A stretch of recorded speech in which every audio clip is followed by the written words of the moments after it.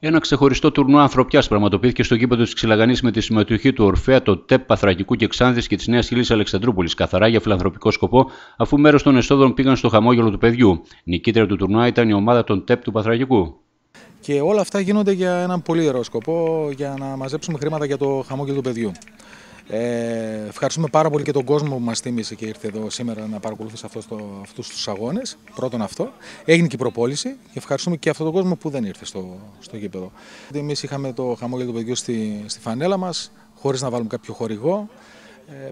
Μεγάλη τιμή για μας, για τους ίδιους παίκτες, για την περιοχή εδώ γύρω, αλλά και για όλη τη Θράκη, πιστεύω. Που ένας ερασιτεχνικός σύλλογος έχει αναρτήσει και έχει βάλει στην φανέλα της, αλλά και στην καρδιά της, το χαμόγελο του παιδιού, που είναι νομίζω από τα πιο βασικά. Και ίδιος αυτούς τους καιρούς που μας μένει αυτό το κοινωνικό έργο και αυτή η ανθρωπιά. Η κυρία Στέλλα Ζωγράφου, κοινωνική λειτουργός στο χαμόγελο του παιδιού, αναφέρθηκε στη συγκεκριμένη δράση. Γενικότερα συμβαίνουν, στηριζόμαστε σε αυτό το τύπο της δράσης. Το Σύλλογο στο Χαμόγελο του Παιδιού στηρίζεται αποκλειστικά στη βοήθεια του κόσμου και σε τέτοιες κινήσεις ανθρώπων όπως είναι του κ. Σκουταρίδη συγκεκριμένα, που μας κάνει για ακόμη μια φορά, έτσι μας βοηθάει όπως και πέρυσι. Και όλους, βέβαια, να ευχαριστήσουμε φυσικά όλους τους ανθρώπους που συμμετείχαν, όλες τις ομάδες που συμμετείχαν σήμερα σε αυτόν τον αγώνα. Για μας η βοήθεια αυτή είναι πραγματικά ουσιαστική. Δεν μπορούμε να τα βγάλουμε πέρα διαφορετικά χωρίς τη βοήθεια του κόσμου.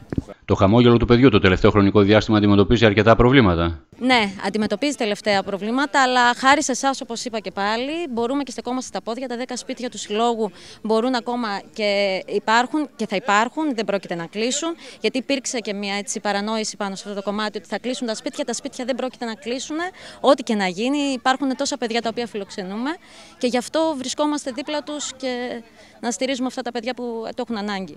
Πάλι δεν θα ήμασταν εδώ, γιατί όπως ακούσατε και είχε γίνει όλη αυτή η κινητοποίηση πριν από κάποιο διάστημα, ότι δεν έχουμε 1,5 μήνα ζωής όπως είχαμε αναφέρει τότε.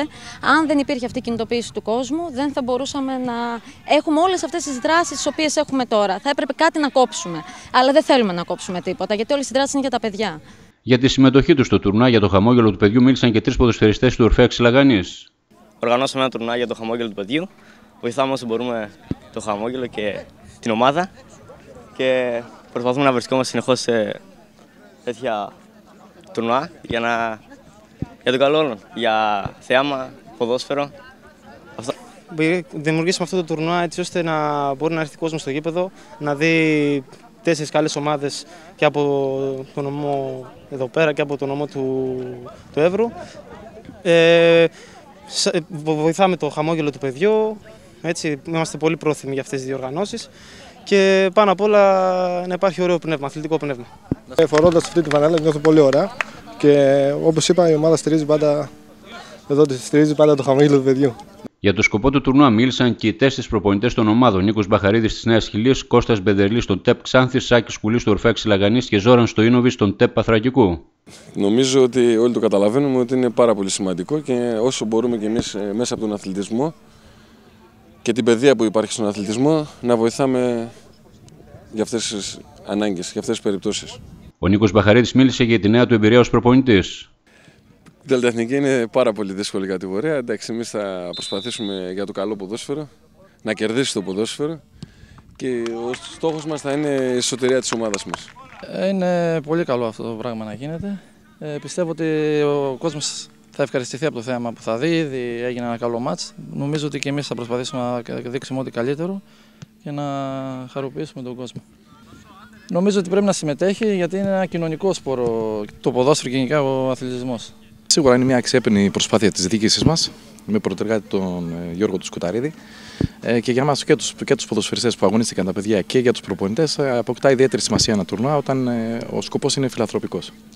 Μπράβο στον Ορφέα, στη Ξυλαγανή, μπράβο στο πρόεδρο και στην ομάδα τοπική που οργάνωσε τέτοιο τουρνουά. Είναι μια φοβερή εκδήλωση για καλό σκοπό, έτσι.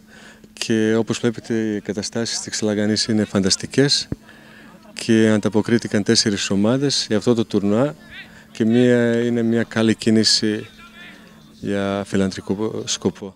Καλό να συνδυάζεται πάντα αθλητισμός και ανθρωπιά. Πάντα αυτά τα δύο πράγματα, όπως ξέρετε, πάνε μαζί.